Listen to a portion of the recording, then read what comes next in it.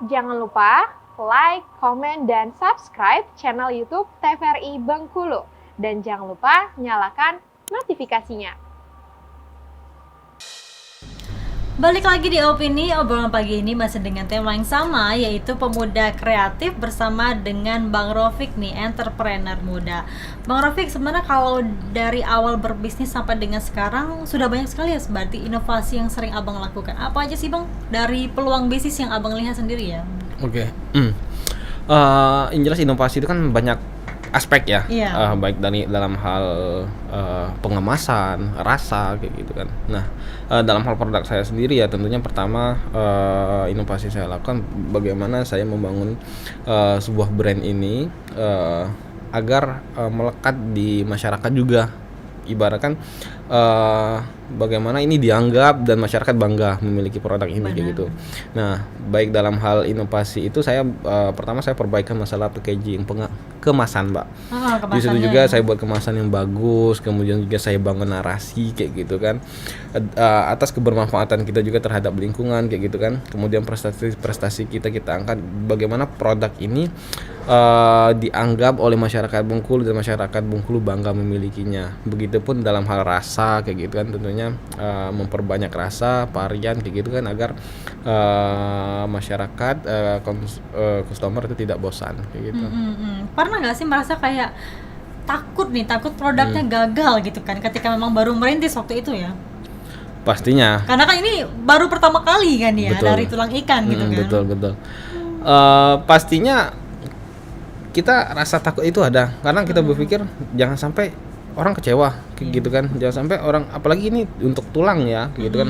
Makanya saya pikir bagaimana meyakinkan orang kayak gitu kan agar tidak ragu dengan kita. Makanya semua perizinan saya urus kayak gitu, mulai dari dinas kesehatan, BPOM kayak gitu kan, halal kita urus semua agar meyakinkan bahwa ini walaupun dari tulang ini semuanya udah lengkap. Proses produksi kita juga kita di media sosial kita kayak gitu kita tampilin bagaimana agar orang-orang bisa melihat bahwa walaupun dari tulang ini tapi kita olah secara baik kayak gitu. Dan ini sebenarnya mah bukan tulang ini ya, bukan tulang yang udah dibuang kita ambil, bukan. Iya, bukan atau orang limbah gitu kan, limbah bukan kayak gitu. Kalau limbah kan udah dibuang, kita ambil kayak gitu. Tapi kita udah kerjasama dan itu emang udah disiapin untuk kita. Jadi ketika para mitra kita penggilingan itu kan proses pemisahan antara daging dan tulangnya itu emang udah disiapkan untuk kita dalam keadaan fresh, baru kita ambil nanti kayak gitu. Bukan tulang yang dibuang kita pungut, bukan ya. Tapi dari awal memang sudah kolaborasi dengan pihak mitranya. Betul, jadi kita di situ tempat bahan baku kita, jadi kita jalin kerjasama sama para penggilingan kayak gitu, Mbak. Kan tadi Abang bilang kalau misalnya sempat juga diperiksa sama dinas kesehatan ya, Betul. bahwa memang aman ya. Waktu itu gimana ceritanya Bang? Waktu awal merintis berarti ya sudah mulai ke arah sana ya? Betul. Jadi customer pastinya butuh kepercayaan.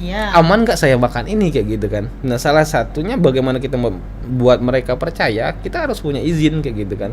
Makanya saya bagaimana ketika di awal tuh mengurus izin itu, kemudian ada ya ketika itu masih di keadaan di rumah kayak gitu kan, bagaimana pengecekan ke tempat produksi, kemudian apakah layak untuk diberikan izin kayak gitu kan.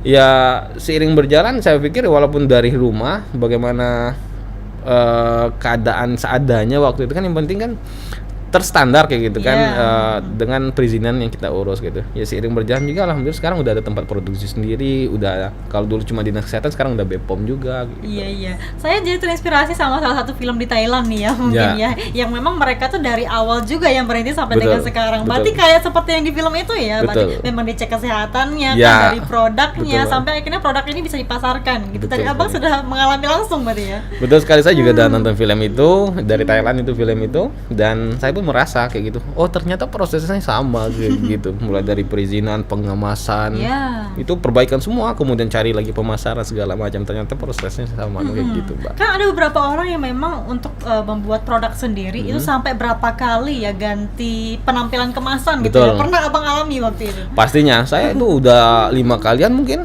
5-6 kali mungkin ganti kemasan, mulai dari kemasan bening pakai stiker, kemudian satu warna, main centang kayak gitu kan, Mbak. Nah, kemudian di tahap sekarang udah ada 5 varian rasa, tiap rasa itu satu kemasan.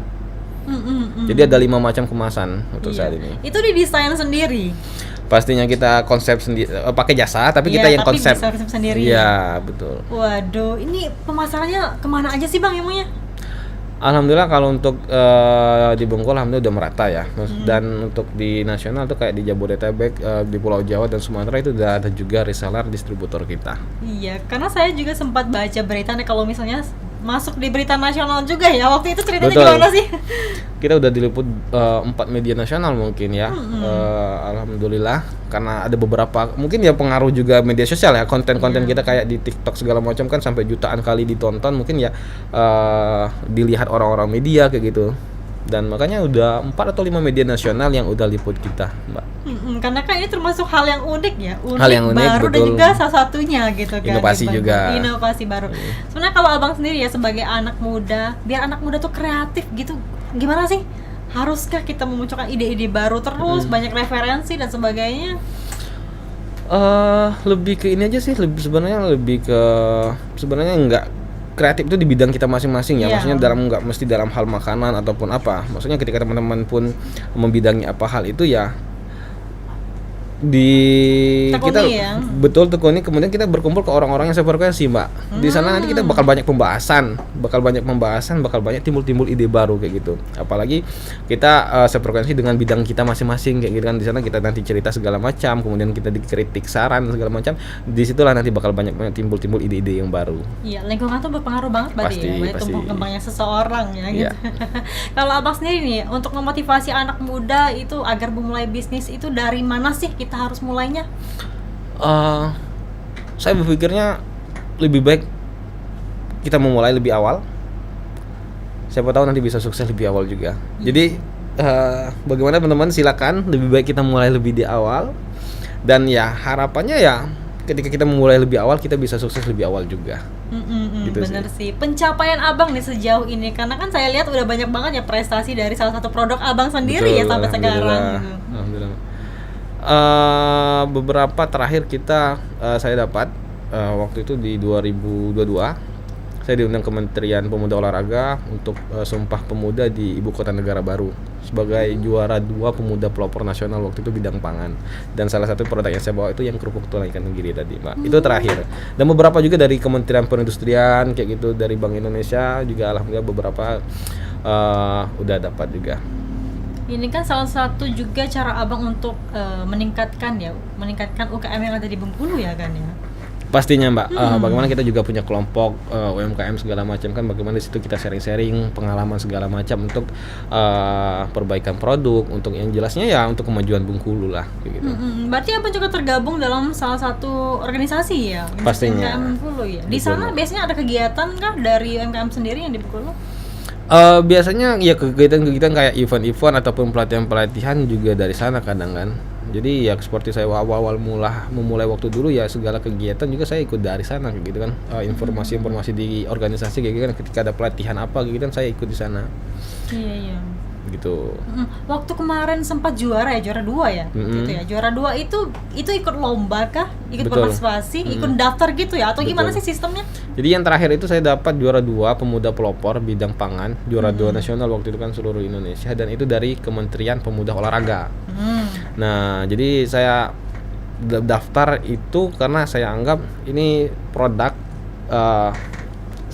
kita yang mempelopori kayak gitu kan di Bengkulu maupun di Indonesia gitu kan. Dan ini prospek untuk mengikuti kegiatan itu.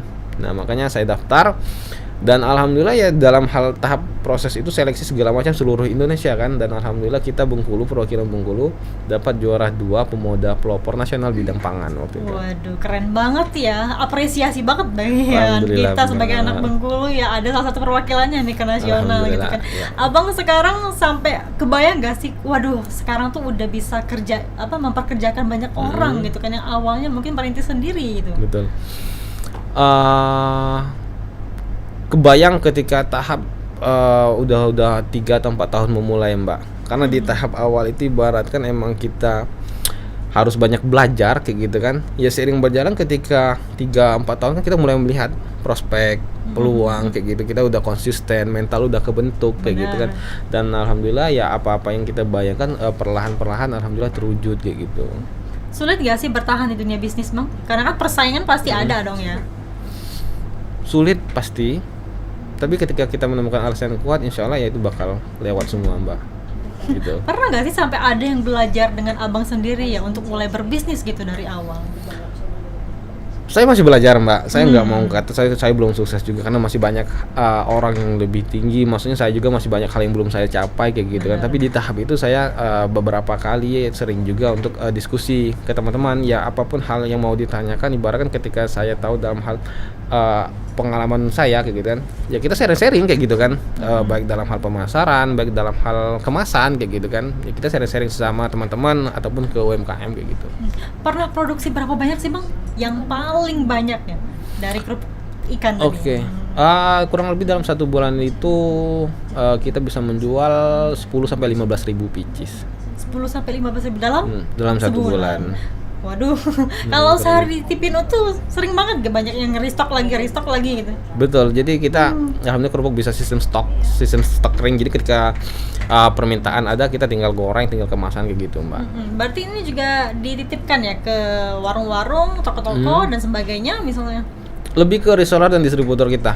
Jadi mereka yang ambil dalam jumlah banyak kayak gitu 500 pieces, 1000 kayak itu, mereka yang untuk bergerak ke toko oleh-oleh, kemudian ke minimarket segala macamnya. Waduh, abang juga kan sering banget ya kolaborasi dengan setiap instansi, misalnya ada kegiatan kan ya saya lihat ya. Itu gimana sih cara bermitra dengan abang sendiri gitu? Cara bermitra sebenarnya bagaimana kita kalau ke instansi, ke reseller kayak gitu kan, bermitra itu bagaimana kita sama-sama menguntungkan ya Mbak. Jadi di kami ada minimal pengambilan, feedbacknya, ada keuntungan buat mereka juga pastinya gitu. Waduh, pencapaian yang luar biasa ya Bang ya sampai dengan sekarang ya Bang ya. Alhamdulillah. Sekarang berarti dikelola sama Abang dan juga beberapa orang yang lain dari keluarga? Betul. Lebih ke saya dan tim kayak gitu Mbak. Motivasi terbesar Abang dari mana sih Bang sampai bisa di titik ini? Lebih ke orang tua sih. Orang tua karena saya orang tua buruh harian, kemudian ibu rumah tangga, dan emang dari keterbatasan perekonomian kayak gitu kan, itu yang membuat alasan saya bagaimana ini harus kita harus bisa lebih kehidupan yang lebih enak kayak gitu Mbak. Bagaimana saya mumpung masih muda, orang tua ibaratkan udah capek lah kayak gitu kan. Jadi ya mumpung kita masih muda, kita anak muda lah yang bergerak untuk mengubah ekonomi keluarga kita, membuat bangga orang tua kita kayak gitu. Baik Bang Rofiq, kita jeda dulu nih ya. Betul. Nanti kita bahas lagi terkait dengan tema kita yaitu pemuda kreatif. Pemirsa, kami akan kembali setelah jeda pariwara berikut ini.